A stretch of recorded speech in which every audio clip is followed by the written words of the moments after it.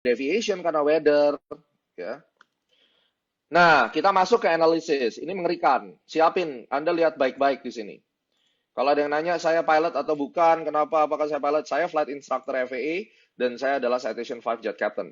Semoga itu cukup menjelaskan. Oke? Dan saya punya rekor 4 muri. Rekor pilot saya ada 4 rekor muri. Oke? Perhatikan. Ada kejanggalan di sini. Pada ketinggian 5.400 kaki, jam 07.40.20.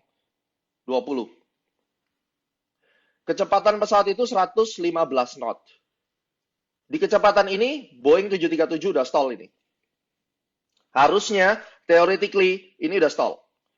Jadi ini adalah moment of truth, pesawat ini stall di jam 07.40.20 by flight radar di ketinggian 5.400 kaki. Next. Saya puterin semua satu demi satu, perhatikan. Pesawat ini terjun nyungsep vertikal begini, 30.000 feet per menit. Padahal pesawat itu ketinggiannya 10.000 kaki. Berarti kira-kira kejadian ini nggak nyampe semenit. Selesai. Possible entering flat spin to the left. Jadi ada kemungkinan pesawat ini terbang, ya, terus kemudian dia miringnya ke kiri, muter. Datanya saya sudah siapin. Perhatikan. Vertical speed minus 30.720. Dan Anda perhatikan squawk-nya 3327. Kalau dibajak, ini squawk-nya akan 7500. Artinya, saat ini kita tahu bahwa sebelum kejadian crash itu nggak ada teroris. Karena biasanya kan kalau Anda lihat di film-film kan, dipukul-pukul pintunya, lalu pilotnya mungkin kasih 7500, lalu ditembak atau apa, dan seterusnya lah ya. Tapi yang jelas di sini, Anda perhatikan, squawk-nya masih 3377, jadi tidak ada yang terlihat bahwa di sini ada pembajakan. Oke? Ini satu demi satu. Ketinggiannya yang paling tinggi itu adalah 10.900 kaki. Ini yang paling tinggi. Pada saat itu, headingnya yang perlu Anda lihat itu adalah heading, altitude. Itu penting sama VSI. Ini masih climbing. Climbingnya cukup bagus. Cuma 500 feet per minute. Oke? Anda boleh perhatikan di situ. Ada yang bilang nunggu KNKT. Ya, nunggu KNKT lama. Dan ini early analysis. Semuanya bisa menganalisa. Tujuannya adalah supaya orang-orang tolol dan idiot itu tidak sembarangan kasih komen. Makanya lu juga dengerin. Vertical speed-nya itu 500 feet per menit. Artinya, pesawat itu naik dengan smooth. Di 0740 itu belum ada kejadian-kejadian yang aneh-aneh. Masih smooth. Headingnya 23, Anda catat di sini. Next-nya, tiba-tiba jam 7.40, berarti nggak nyampe 1 menit setelah data ini terjadi. Pesawat itu tiba-tiba drop minus 4.500 feet per menit.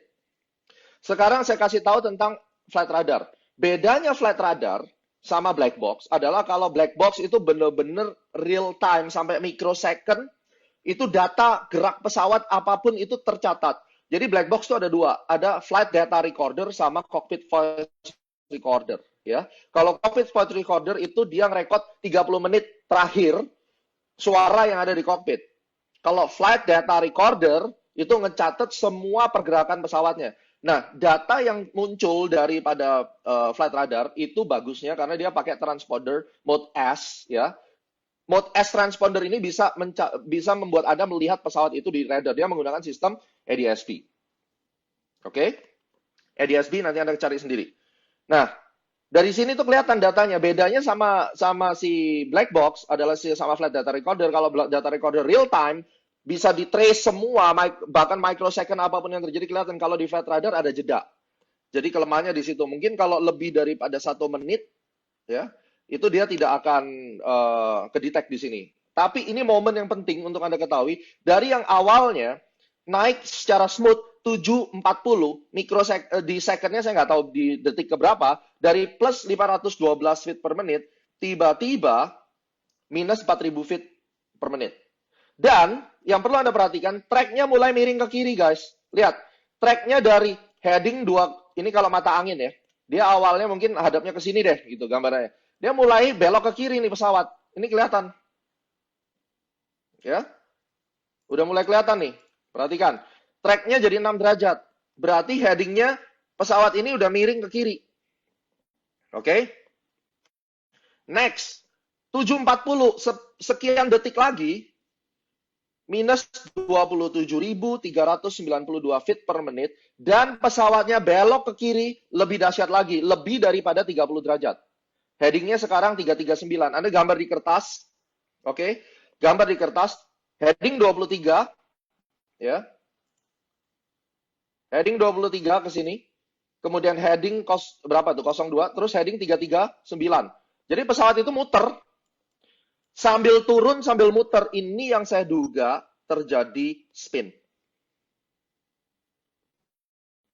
For some reason, pesawat ini terjadi spin atau tidak, ini yang harus kita ketahui kenapa sampai seperti ini, dan dia muternya ke kiri. Ini tugas nanti daripada KNKT dan NTSB, karena tidak ada data selain flight data recorder yang bisa menyamai. Karena data itu benar-benar 1 mikrosecond demi mikrosecond ke detect.